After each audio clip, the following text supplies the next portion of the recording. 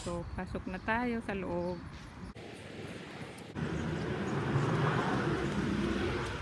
Pagpasok natin, makikita natin agad yung papuntang kusina. Then, ito yung papunta sa mga kwarto. And then, dito yung ating sala.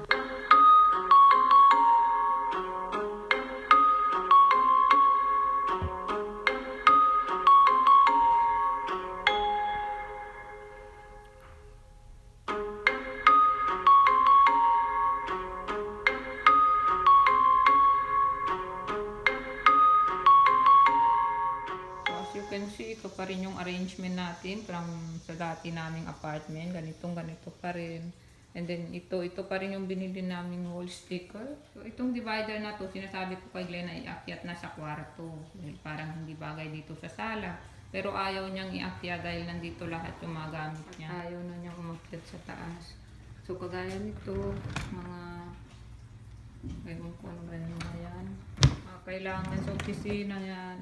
Kailangan to blood pressure, reading, gamot na high blood. Computer niya sa opisina. Ito yung printer. Dahil dito siya nag-work work from home siya. And then nandito yung gitara nila. Then meron kami dyan aquarium na walang isda yan. Dahil 3 times na yata kami namatayan kaya ayaw na namin mag-alaga. Pero naka-on yung water pump kasi yung baksak ng tubig magandang pakinggan. And then ito lucky bamboo nabili namin sa Asian store. And then ito ay pwede rin gawing upuan pero ang purpose talaga nito ay para matakpan yung kalat-kalat na sapsakan sa likod. So mula dito sa living room punta naman tayo sa dining area. Ayan. So ito naman yung dining area natin. Ganito lang. Walang gamit. Hindi kami nagdagdag ng gamit kasi hindi naman namin ito bahay. At saka ayaw namin paglilipat kami uli. Ang dami na naman namin buhat-buhat. So, ayan. So, dito meron din tayo outside view. And then, ito yung mga tanim. Tinanim ni Papa. Dito, papunta naman tayo sa kusina. Diyan naman yung kusina. Naman tayo sa kusina. Meron dito isang pinto. Lagayan ng sapatos. Ayan. And then, sabitan din ng winter jacket dito. Okay, so makikita natin dito sa kusina, pagpasok natin, meron isang table dito. Kasi sabi ko kay Glenn, empty ito, dapat may table. Pero itong table na to, dapat pang labas yan. Kaya lang, ito na lang muna pansamantala dito dahil wala pa kaming nabibili yung coffee table na pang dito talaga sa loob. Gusto ko tong table na to or area na to dahil nakikita ko dito sa labas. Yan, gusto ko yung ganito. Meron akong view sa labas, maaliwalas. So, ito po yung ating kusina.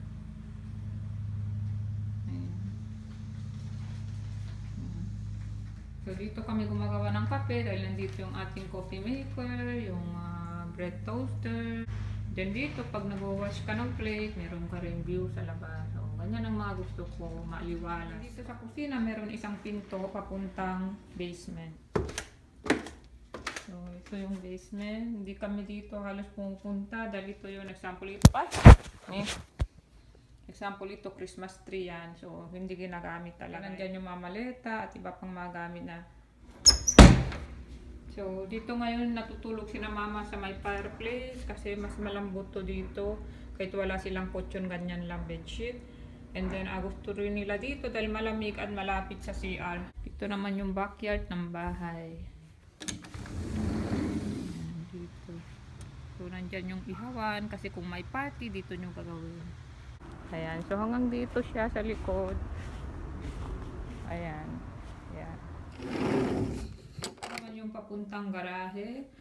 Pero bago yun, meron tayo dito CR para sa mga bisita. Ayan. So, may CR dyan. And then dito sa kabila ay yung laundry area. Ayan. So, meron pang mga sampay. Titiklupin ko yan mamaya.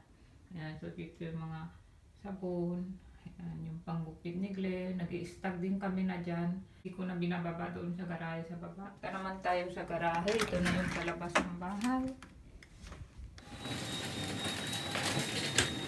Ito yung garahe, 2-car garage ito.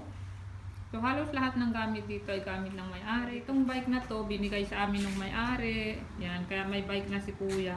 Then ito binigay ng kapatid ko. Ito naman yung pangkat ng grasa. May-ari din ito. Siyempre hindi kami lilipat dito kung kailangan pa namin bilhin yan mga yan.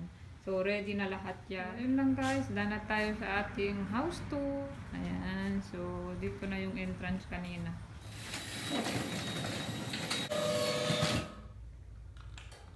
Akyat naman tayo sa taas. So, unang makikita natin ay pinto ng restroom nila Ayen at Kuya. Ayan. So, ito yung restroom nila. Punta na tayo sa mga rooms. Unang kwarto ay kay Ayen.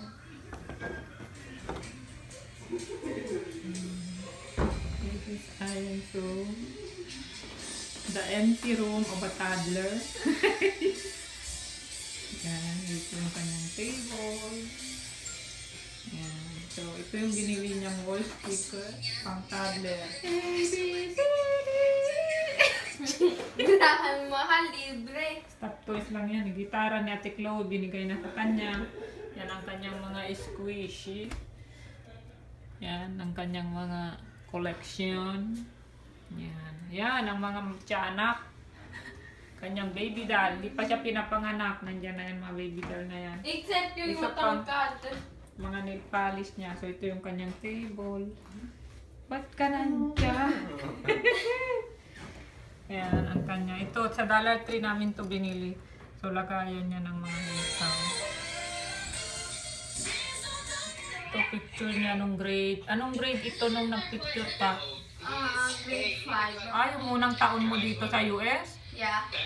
Ano naman nangyari dito? Ito sa Dollar Tree ko rin ito binili eh. Ito lang yung mukhang, hindi masyadong mukhang mumurahin na itsura ng bulaklak nila sa Dollar Tree. Then bumili lang ako ng ganito, glass at saka itong stone. So ito binili namin sa Walmart. Yan. And then itong bedsheet niya, Walmart din yan. Then ito thrift store. Then meron din siyang outside view mula dito sa harapan ng bahay. Tingnan natin yung closet ni Ayen. So, naka-ready na yung kanyang isusuot sa susunod niyang pag-alis. Ewan niya saan niya siya pupunta. Ayan, so yan ang kanyang damit. Naka-hanger yung iba. Nandiyan yung iba. Ganito, binili ko to sa sa Dollar Tree. Itong mga lagayan na to. Actually, pwede mo siyang ipatong na ganyan. Yan, pwede rin yan ipatong. Pero minsan mabilis siya mahulog. Ayan o, tingnan mo. Yan, so lagayan to ng example ito, mga bathing suit niya, bra, underwear, ito leggings, ganito yung mga flowy, kagaya nito, flowy na damit na mahirap tiklupin. Punta naman tayo sa room ng Kuya. Itong door na to ay panglagay ng mga unan, bedsheet. Yan, higaan niya nasa baba lang. Yan ang kanyang table.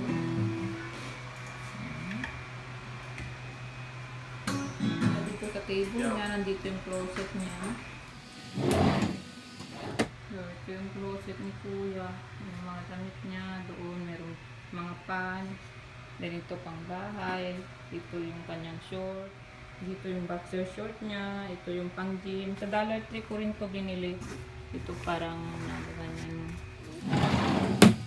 Then pasok naman tayo sa master bedroom.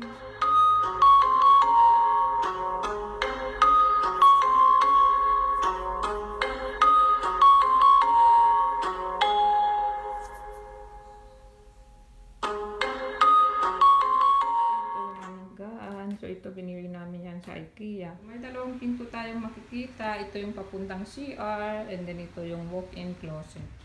Then ito yung restroom. Yan, maliit lang yung restroom niya. Yan.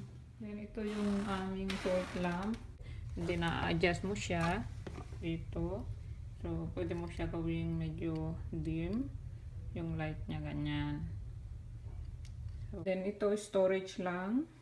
Like for instance, dito sa drawer na ito ay mga hair product, dry shampoo, protectant. Then dito yung side table natin. Ito, binili ko sa Ross. Naman sa gilid na ito, ang table natin. So dito ako nagme-makeup. Meron tayong fan dito dahil pag nagme-makeup ka, minsan mainit, nagpapawis ka na, di ka patapos. So, ayun lang guys. Ito yung mga ginagamit ko talagang accessories na nakasabit dyan. Ito sa thrift store ko yan binili. Ito sa Goodwill. Napakagandang upuan. Gustong gusto ko kaysa yung nabibili sa IKEA.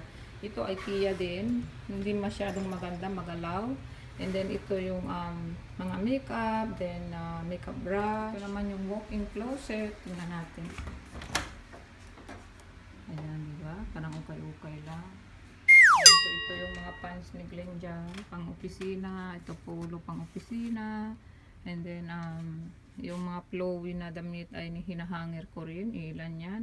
And then, dito yung damit ni Glenn. Lahat sa kanya yan. So, ito pa yung pants, pang alis, t-shirt, pang bahay, pang gym. And then, dito naman yung aking pants, pang bahay, pang gym. Ito yung ating gym bag. Storage ng iba pang damit. Dito naman, ito yung nabili ko sa Dollar Tree. Yan. So, dito ko nilalagay yung ano ni Glenn, boxer short, medyas pang opisina, ito panyo, gym bra ko, and then underwear. So, dalawang bag ko. Dahil yung ginagamit ko, dalawa lang tong bag ko. Yung ginagamit ko kasi kay mamang yon. And then, extra pang gym bag.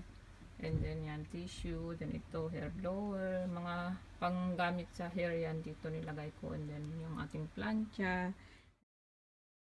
Ayan, so dana ako sa aking house tour. Yay! Ayan, so after 1 month, ngayon ko lang nagawa ang request yung house tour, guys. Sorry talaga, medyo natagalan. As you can see, guys, walang masyadong laman ang bahay na ito dahil malaki siya. And then yung gamit namin galing doon sa kabila, sa apartment na maliit, ay yun lang din talaga yung transfer namin dito. At hindi rin kami bibili ng gamit dahil hindi naman namin bahay ito. At ayaw din namin na pag lumipat kami, ang dami na naman buhat-buhat. And then naisip ko rin na gumawa ng konting Q&A. So, mga nakita ko to sa comment box na natatanong regarding dito sa paglipat namin. So, unang-una, ay meron nagtanong, sabi niya, lilipat din ba ng school sina Ayan at Kuya? Yes, lilipat po sila dahil ibang lugar na ito. Malapit ba ito? Or gaano ito kalayo sa dati yung tinitirhan? Mga 1 oras. Ayan. At meron din nagtanong kung malapit pa rin ba daw kami sa kapatid ko. Yes, malapit pa rin. 45 minutes lang. Ang layo namin sa kanila. So, same pa rin. And then lastly, ang tanong ay bakit po kayo lumipat? Malapit ba ito sa opisina ni Glenn? Or dahil ba malaki yung bahay?